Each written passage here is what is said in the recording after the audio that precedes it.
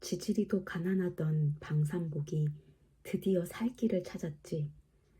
해방 후에 미군이 늘어나자 통역할 사람이 필요했는데 그 틈을 타서 영어를 조금 할 줄 알았던 방산복이 헌옷이나마 양복과 구두를 신고 미군의 통역관이 돼볼 생각으로 종로로 향하는 것까지 봤어.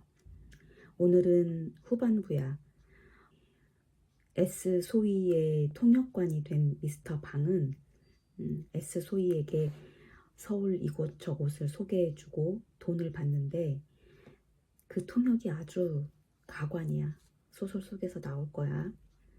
당시에 일본 사람들이 두고 간 부동산이 많았는데 그때 그것을 이제 미군정이 민간에 싸게 팔거나 위탁해서 운영했어. 그 과정에서 이 통역관들이 개입해서 돈을 챙겼지. 미스터 방도 그렇게 해서 부자가 돼. 그러나 남보기엔 그럴듯해 보여도 미군 앞에서는 손발이 닳도록 쩔쩔매는 미스터 방의 하루살이 같은 인생도 참 우습고 가엾기만 하다. 그럼 소설 속으로 다시 들어갑니다. 노예도 노예 이전이면 상전을 선택할 자유를 가지는 수도 있다고. 삼복은 종로서 전차를 내려 동쪽으로 천천히 걸으면서 물색을 하였다. 생김새가 맘씨 좋아 보이고 어느 병정이 아니라 장교쯤 가는 이라야 할 것이었다. 청년회관 앞에서 담뱃대를 사고 있는 하나가 몸집이 부대하고 여느 병정은 아닌 듯하고 얼굴이 사뭇 선량하여 보이는 게 선뜻 마음에 들었다. 구경하는 체하고 넌지시 그 옆으로 가 섰다. 미국 장교는 담뱃대를 집어들고 기물스러워하면서 연방 들여다보다가 값이 얼마냐고 How much? How much? 하고 묻는다. 담뱃대 장수 영감은 30원이라고 소래기만 지른다. 알아들을 턱이 없어 고개를 깨웃거리면서 다시금 How much만 찾는 것을 기회 좋으시고라고 삼복이가 나지기 더티 원 하여 주었다. 획 돌려다보더니 오, can you speak? 하면서 사뭇 그러하늘 듯이 반가워하는 양이라니. 아스러지도록 손을 잡고 흔드는 데는 질색할 뻔하였다. 직업이 있느냐고 물었다. 방금 실직하였노라고 대답하였다. 그럼 내 통역이 되어 주겠느냐고 물었다. 그러겠노라고 대답하였다. 이 자리에서 신기료 장수 코필두리 삼복이 미스터 방으로 승차를 하여 S라는 미국 주둔군 소유의 통역이 되었다. 주급 15불, 240원가량에. 거진 매일같이 미스터 방은 S 소위를 낮에는 거리의 구경으로 밤이면 계집 있는 술집으로 인도하였다. 한 번은 탑골공원의 사리탑을 구경하면서 얼마나 오래된 것이냐고 S 소위가 물었다. 미스터 방은 언젠가 수천 년 된 것이란 말을 들었기 때문에 2000 years라고 대답하였다. 또 한 번은 경회루를 구경하면서 무엇 하던 건물이냐고 물었다. 미스터 방은 서슴지 않고 King drink wine and dance and sing with dancer 라고 대답하였다. 임금이 기생 데리고 술 마시고 춤추고 노래 부르고 하던 집이란 뜻이었다. 내가 보기엔 조선 여자의 옷이 퍽 아름답고 점잖스럽던데 어째서 양장들을 하는지 모르겠다고 S소희가 물었다. 미스터 방은 여자들이 서양 사람한테로 시집을 가고파서 그런다고 대답하였다. 서울역을 비롯하여 거리에 분뇨가 범람한 것을 보고 혹시 조선 가옥에는 변소가 없느냐고 S소희가 물었다. 미스터 방은 있기야 집집마다 다 있느니라고 대답하였다. 썩 좋은 조선 그림을 한 장 사고 싶다고 하여서 문지방 위에다 흔히들 붙이는 사슴이 불로초를 물고 신선이 안 잡고 한 것을 5원에 한 장 사주었다. 제일 재미있고 유명한 소설이 무엇이냐고 물어서 추월색이라고 대답하였고, 그럼 그것을 한 권 사고 싶다고 하여서 여러 날 사러 다니다 못해 동네 노마나 집의 칠을 2원에 사 주었다. 이 밖에도 미스터 방은 S 소유에게 조선을 소개한 공로가 여러 가지로 많으나 대강은 그러하였다. 그 공로에 정비례해서 미스터 방은 나날이 훌륭하여져 갔다. 8.15 이전에 어떤 은행의 중력의 사택이라던 지금의 이 집으로 현조동 그 집에서 올마오기는 S 소유의 통역이 되는 사흘 후였었다. 위아래층을 다 양식 절반, 일본식 절반으로 꾸민 호화스런 저택이었다. 정원엔 때마침 단풍과 가을 화초가 아름다웠고 연못에선 잉어가 뛰놀고 하였다. 시방 주객이 앉아 술을 마시는 방은 아픈 노대가 딸리고 햇볕 잘 들고 밝아서 여러 방 가운데 제일 좋은 방이었다. 그러나 방 안에는 벽에 그림 한 장 붙어 있는 바 아니요, 방에 알맞은 가구 한 벌 놓여 있는 바 아니요, 단지 방일 따름이어서 싱겁게 넓기만 하였다.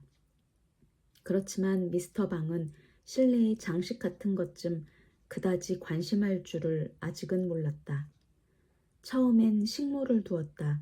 그 다음엔 침모를 두었다. 그 다음엔 손 심부름할 계집아이를 두었다. 하루에도 방선생을 찾는 이가 여러 패씩 있었다. 그들의 대개는 자동차를 타고 오고 인력거짜리도 흔치 않았다. 그렇게 찾아오는 그들은 결단코 빈손으로 오는 법이 드물었다.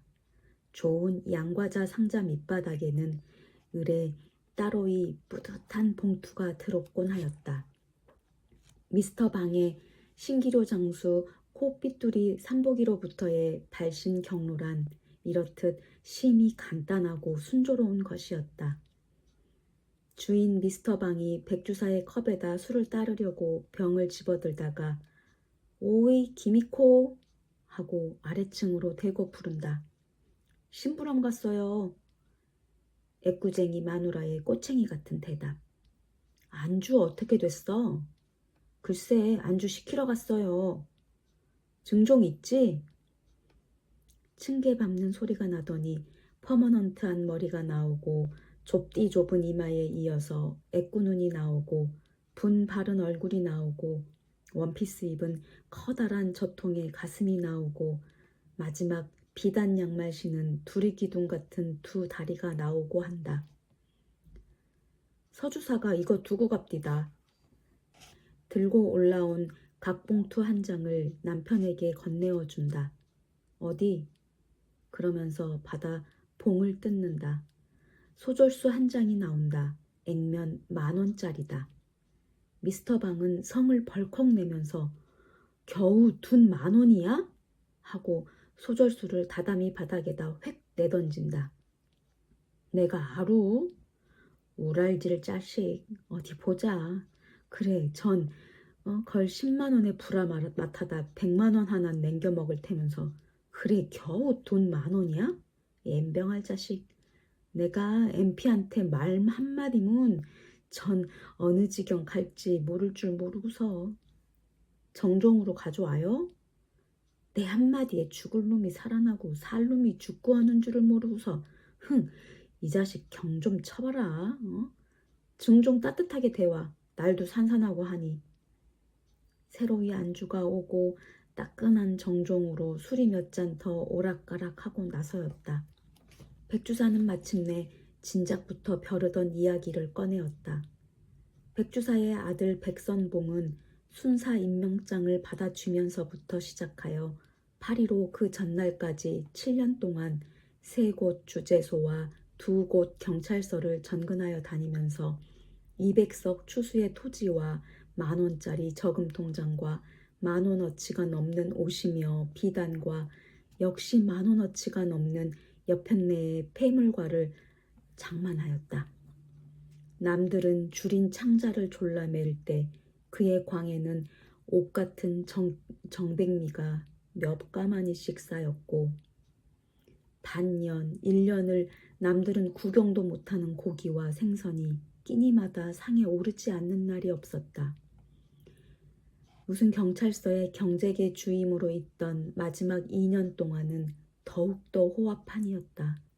8.15 그날 밤 군중이 그의 집을 습격하였을 때 쏟아져 나온 물건이 쌀 말고도 광목 6통, 고무신 23켤레, 치카다비 8켤레, 빨랫비누 3꿰짝, 양말 50타, 정종 설탕 1부대 이렇게 있었더란다. 10,000원어치 여편네의 폐물과 10,000원어치의 옷감이며 비단과 10,000원짜리 저금 통장은 그만두고 말이었다. 물건 하나 없이 죄다 빼앗기고 집과 세간은 조각도 못쓰게 산산 다 부시고 백선봉은 팔이 부러지고 첩은 머리가 절반이나 뽑히고 겨우겨우 목숨만 살아 본집으로 도망해 왔다. 일변 고을에서는 백주사가 자식이 그런 짓을 해서 산 토지를 가지고 동네 사람한테 거만이 굴고 자긴들한테 8알 가까운 도지를 받고 고리대금을 하고 하였대서 백선봉이 도망해 와 눕는 그날 밤 그의 본집인 백주사의 집을 습격하였다. 집과 세간 죄다 부수고 백선봉이 보낸 통제 배금 물자 숱한 것 죄다 빼앗기고 가족들은 죽을 매를 맞고 백선봉은 처가로 백주사는 서울로 각기 피신하여 목숨만 우선 보존하였다. 백주사는 비싼 여관밥을 사 먹으면서 울적히 거리를 오락가락 어떻게 하면 이 분풀이를 할까? 어떻게 하면 빼앗긴 돈과 물건을 도로 다 찾을까 궁리를 하던 것이나 아무런 묘책도 없었다. 그러자 오늘은 우연히 이 미스터 방을 만났다. 종로를 지향 없이 거니는데 지나가던 자동차가 스르르 멈추면서 서양 사람과 같이 탔던 신사 양반 하나가 내려서더니 어쩌다 눈이 마주치자 아, 백주사 아니신가요? 하고 반기는 것이었었다. 자세히 보니 길바닥에서 신기료 장수를 한다던 코핏돌이 삼보기가 분명하였다. 자네가 네, 삼복입니다. 아, 건데 자네가 살 때가 됐답니다. 그리고는 내 집으로 갑시다 하고 잡아끄는 대로 끌려온 것이었다. 의표하며 집이며 식모에 침모에 계집 하인까지 부리면서 사는 것 하며 신수가 훤히 트여가지고 말도 제법 의젓하여진 것 같은 것이며 진소이 개천에서 용이 났다고 할 것인지 옛날에 영화가 꿈이 되고 일보에 몰락하여 가뜩이나 초상집 개처럼 초라한 자기가 또 한 번 어깨가 움츠러듦을 느끼지 아니치 못하였다.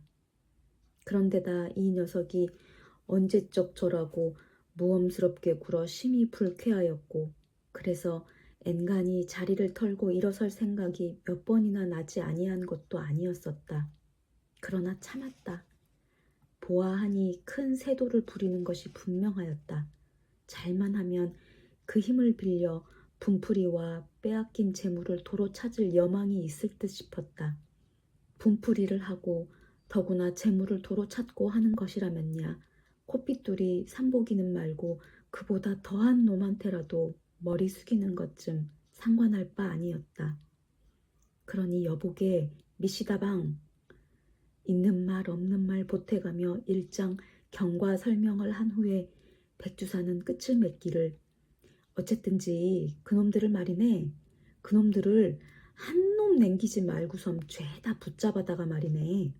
괴수놈들일랑 목을 썰어 죽이고 다른 놈들일랑 뼈다구가 부러지도록 두들겨주고 꿇어앉히고 항복받고 그리고 그 빼앗긴 것 일일이 도로 다 찾고 지퍼고 세간 쳐부신 것 말끔 다 물리고 그렇게만 해준다면 네 재산 절반 놓아주면세 절반 응? 여보게 미시다방 염려 마쇼. 미스터 방은 선뜻 쾌한 대답이었다. 진정인가? 뭐 지금 당장이라도 내 입 한 번만 떨어진다 치면 기관총 들면 MP가 100명이고 1000명이고 들끓어 내려가서 들이 쑥밭을 만들어 놉니다. 쑥밭을.